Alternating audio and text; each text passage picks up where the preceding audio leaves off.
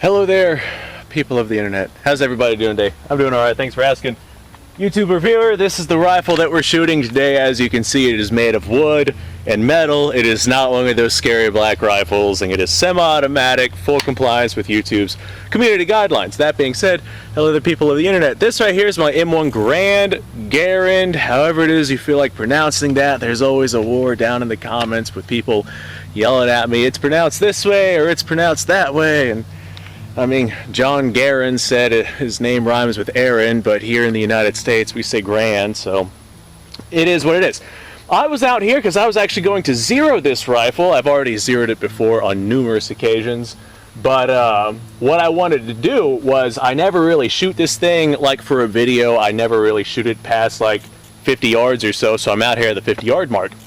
And what I'm going to do is I'm actually going to lean up against this tree, put a shot on target, figure out where exactly this thing is hitting, and I'm going to work my way out to 100 yards, and I want to get it zeroed for the 100-yard mark. But anytime I make any videos about this, it's not really a video about me shooting something with the M1 Grand or, you know, being out at a distance with this thing. I'm talking about like the mechanics and the history and whatnot behind this thing. And I figured since I'm making this video, I may as well do exactly that while I go about doing this, because I'm going to be expending the 30-06 ammunition, and I'm a small channel. Ammunition costs me money out of pocket, and I can't afford to spend a bunch of ammunition without making video content, because then I'll have no ammunition for video content. And this is a video that I wanted to make for a little while. I just didn't really know how to piece it together. So I wanted to talk about the use of bolt actions in military service, and why they continue to use bolt actions even though self-loading rifle technology was definitely evident at the time. So first thing I'm going to do is I'm going to load this bad boy, send one round downrange. This is just surplus 30-06 that was made in the late 60s. I'm very much not expecting this stuff to fully cycle all that well. I'd be amazed if we got through the whole 8 rounds without having some sort of malfunction. I do have an updated gas system in this, but this is into spec ball ammunition, so I have that gas system closed. I'm going to go ahead and just send one single round downrange. I got something in my front sight there. It's like some crap. I'm going to send one single round downrange, and we're going to see what that looks like. Oh my goodness! All right, I'm going to walk down there, see where I hit my target, if I even hit my target, and I'll be right back. All right, yeah, I smacked that SOB right where I was aiming. So bolt action rifles have been around for an incredibly long time, but we are going to start our story in 1886 when the French actually made smokeless powder, and the development of smokeless powder really is what got repeating arms to the point to where it was good enough to where military technology could really utilize it at the time. Repeating arms with black powder did exist, but black powder fouling in the barrel and whatnot was really restrictive to how many rounds you could put downrange at a specific given time. Smokeless powder, there's a lot less fouling with smokeless powder, and you can really lay down a lot of firepower with smokeless powder. So, I mean, there were repeating rifles before that, but really mainstream repeating rifles, bolt action rifles, were really starting to be used after the invention of smokeless powder. And it was not long after the invention of smokeless powder that basically every one of your major countries was using smokeless powder bolt action rifles. So that means that within, I'd say, about 10 years or so, all of your major countries were having some sort of bolt action repeating rifle, with the exception of the United States. They waited until 1898, so it took them about 12 years. Walk over here to this tree right here. Where would be the best place to put you guys? I'm gonna just put you right there. So they had rifles that they were trying to use, you know, in the late 1800s. Let me go ahead and readjust this. They had rifles they were trying to use in the late 1800s. Yes, my Garand is in very nice shape, so I'm actually going to lay this little piece of napkin down so I don't scratch up the wood on this thing, because it is in unbelievably immaculate condition. But during the late 1800s and when a lot of these different rifle designs that were being used came out, and during that time period they used extremely heavy rounds that could touch out to extreme distances because they thought combat was going to be taking place at those distances, with the invention of smokeless powder being able to reach out to those distances. Alright, I'm pretty sure that this right here is going to be basically right where I want it to hit, but I'm still going to send it around. Oh, take that, you communist bastard. Let me walk down there. I want to see where that one hit. Alright, this thing seems to be hitting basically exactly where I want it to be. But now we're going to walk out here to some actual distances and actually test the zero of this rifle, because right up close like that, it's pretty easy to make hits on target. So we're going to come out here. Alright, I have this massive branch in my way right there that I got to clear out. I haven't shot from this tree in quite some time. So the late 1800s, when all these different rifles came out, these full power cartridges, it was revolutionary for the time period. And that's when a lot of these designs actually came out, whenever it was revolutionary for that time period. And of course they were working on self-loading rifles and whatnot, but militaries during that time period did not want their soldiers to be wasting ammunition. Just manufacturing and whatnot has not reached the point to where they could really afford to be wasting ammunition like we can today with the ease of manufacturing a lot of this ammunition. Although self-loading rifles were being looked at and definitely existed, especially during the early 1900s after the 1880s came around, most countries elected to stick with their bolt-action rifles, not only because they didn't want their soldiers wasting ammunition, which is why magazine cutoffs were also a thing. I'll be making a full video on that at one point or another.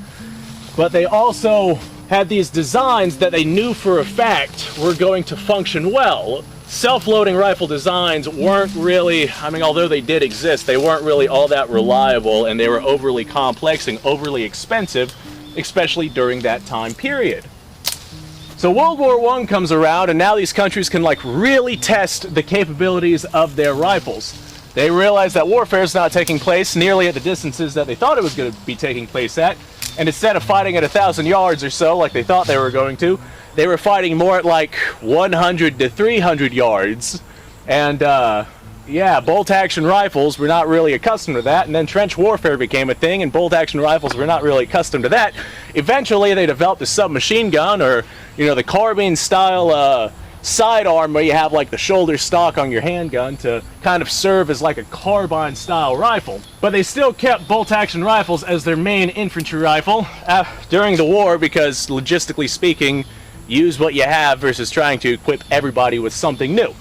Now, after World War I, self-loading rifle technology still had not really progressed to the point to where it would be comfortable to produce, reliable. Just technology was not quite there yet to be able to make a cheap, effective self-loading rifle on a massive scale and equip everybody, but they were working on it. As a matter of fact, during the 30s, whenever John Garand was making the M1 Grand, pronunciations on that, oh my goodness, that rifle became the first rifle that was actually, issued out to a large military force on a massive scale, like a main infantry rifle. There were rifles, self-loading rifles that came before that were used by military forces, but this became like a main infantry rifle. Now, why all the other countries didn't follow suit is because a little endeavor called World War II happened, and there were countries absolutely looking at adopting self-loading rifles. And, they were just kind of looking around, and they were like, hey, this is a great rifle, let's go ahead and work on development of this. And they looked over and they're like, oh, is that Poland over there? Are those Germans? There's Germans in Poland. We should probably do something about that. So, like I said, equipping a massive military force with brand spanking new technology, brand spanking new rifles, oftentimes brand spanking new ammunition, is not really an ideal situation whenever you're fighting a war, let alone a world war. So World War II kind of happened, and all the countries were like, yeah, we're going to use the rifles that we already have millions of, and we're going to use the rifles that we know for a fact work, versus trying to develop these semi-automatic rifles in the middle of a war. The beauty about the United States adopting the Grand is it was adopted and issued and tested way before World War II actually happened. So Our soldiers were already very accustomed to this by the time World War II was really reaching its peak, let alone whenever the United States actually got involved in the war. Okay, now we're out here at about, I don't know, I'd call this roughly 60 or so yards, maybe approximately around there, so somewhere around that mark. So I'm gonna go ahead and send another round downrange and just hope that the brass doesn't smack me in the face here. Let me get comfortable. Oh my goodness, well, I smacked it. That's a very good sign. Let me walk down there, see where I hit it. I'm pretty sure I hit it center mass. That's what it looks like from this distance, but my eyesight's not great. All right, once again, we're smacking right where I want it. So we're actually gonna, since I'm making hits so well on target, I'm gonna wait for the dizziness to go away.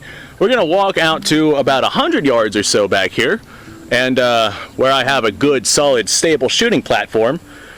And I'm gonna send some more rounds downrange and see where those hit. So during the Second World War, it was becoming very well known that bolt-action rifles were absolutely not going to be the wave of the future. Essentially, everyone was using World War I technology in World War II.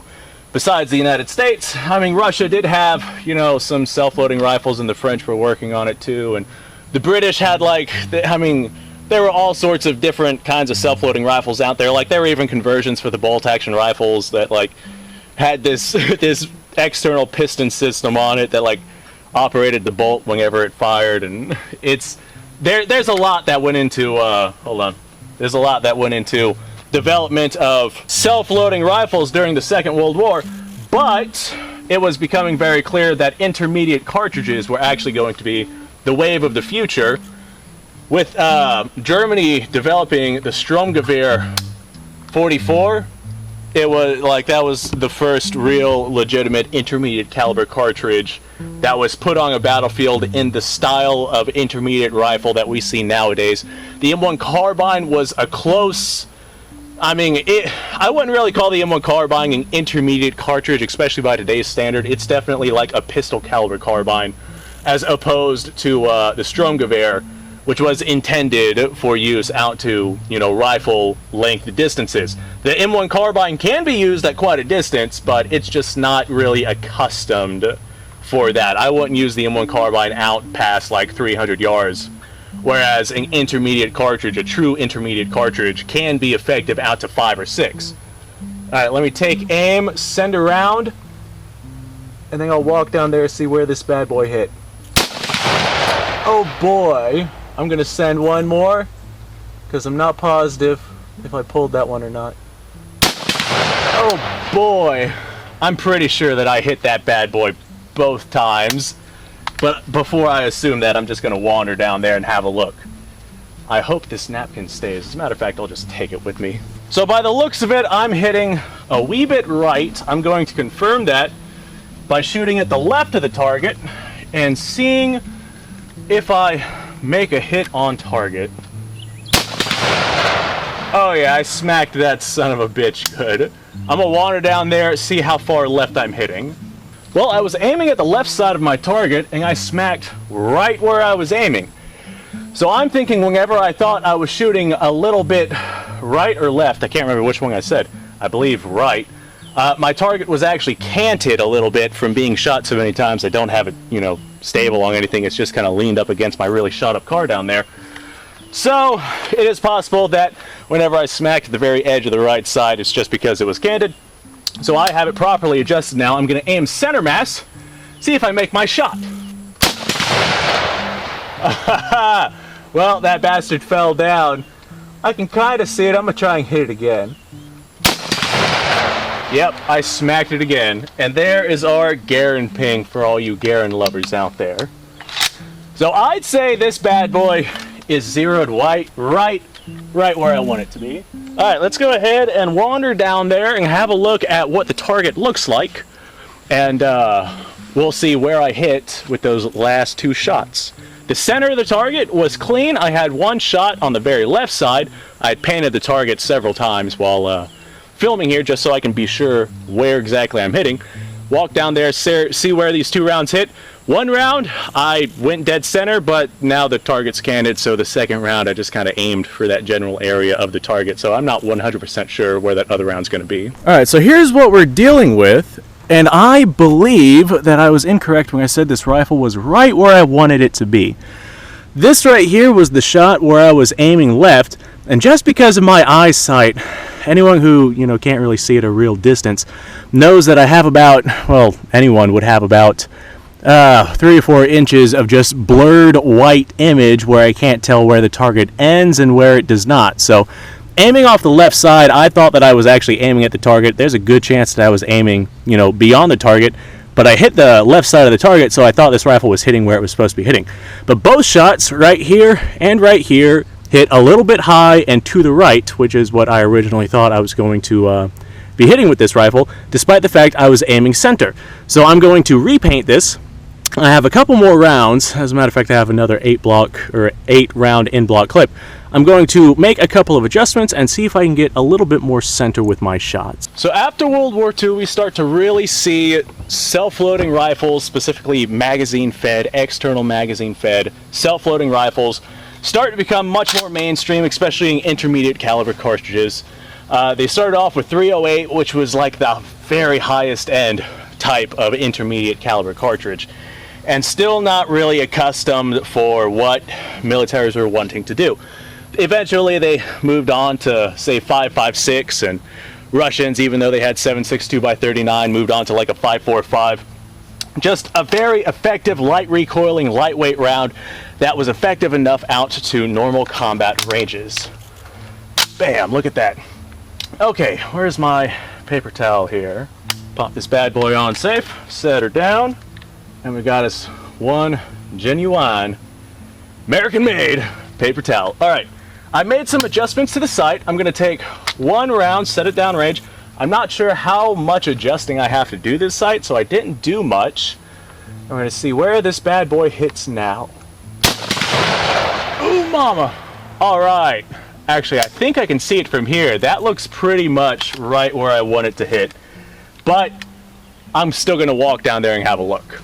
All right, windage is spot on, exactly where I want it. I readjusted my elevation slightly.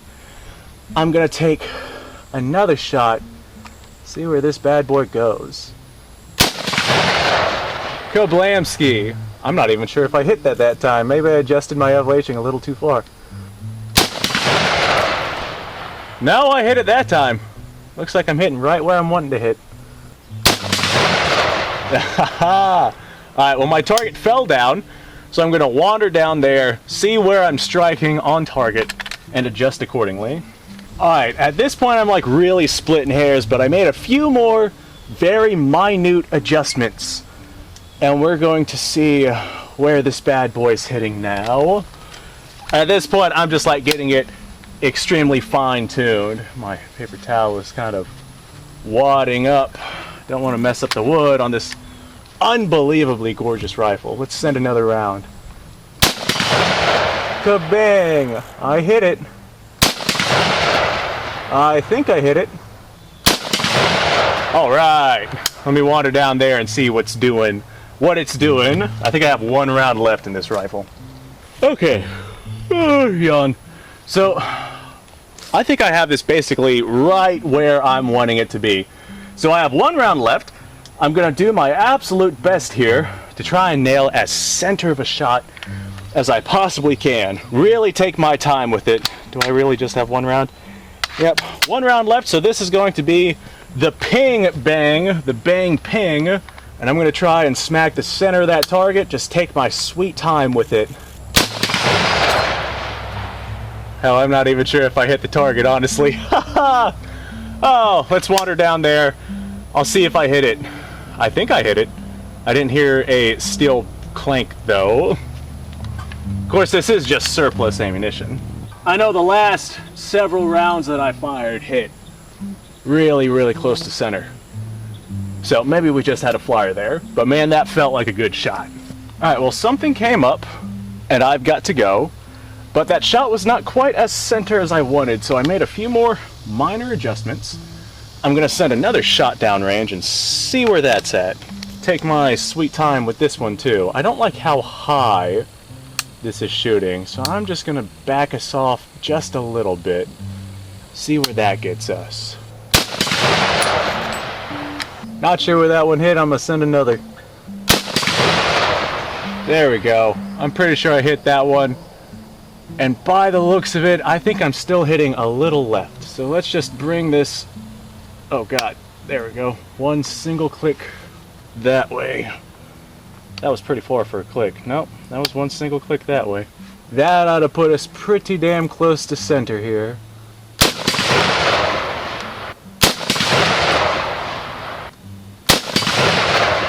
Alright, I'm gonna walk down there, see where I'm hitting and where I have to adjust next. Okay, we're smacking basically right where I want to be, but I'm gonna go ahead, adjust my paper towel here again. Alright, I'm gonna go ahead and bring us just a little bit further down. Do one more click there. Okay, let's send some more lead.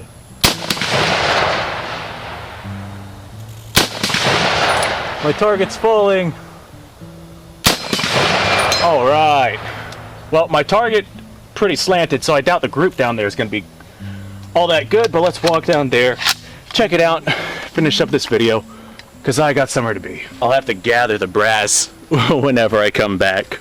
All right, here's the target that we're working with. I'd say that's probably good enough for my taste. I was hitting a little bit higher. I was trying to aim more center. I adjusted my point of aiming. It looks like I definitely got to be about the point of aim where I wanted to be. Some left, some a little right. Yeah, that's good enough for me. Okay, my last couple of shots were a little on the rush side. I got somewhere to be, but that there is definitely not bad, and that's good enough for my point of aim. All right, ladies and gentlemen, thanks for watching. Let me know what your thoughts are down below. I wanted to make this history lesson for a little while now, but I was hoping the end of the video wouldn't be so rushed. But then again, the end of the video is kind of dragging on with me making little adjustments here and there as I do the things that I'm doing.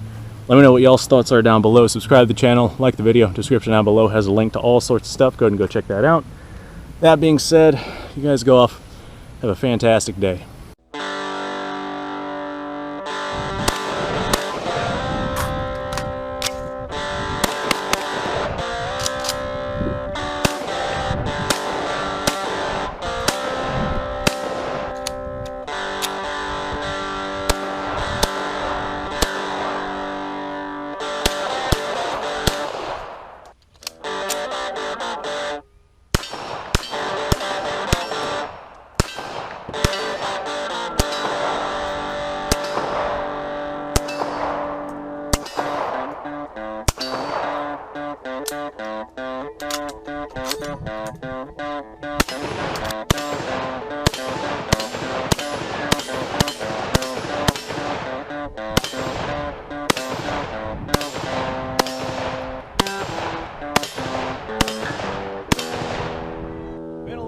Since I've done this.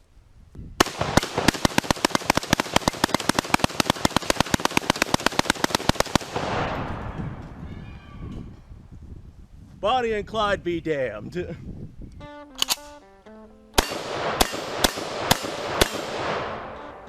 Poor man's Garrett.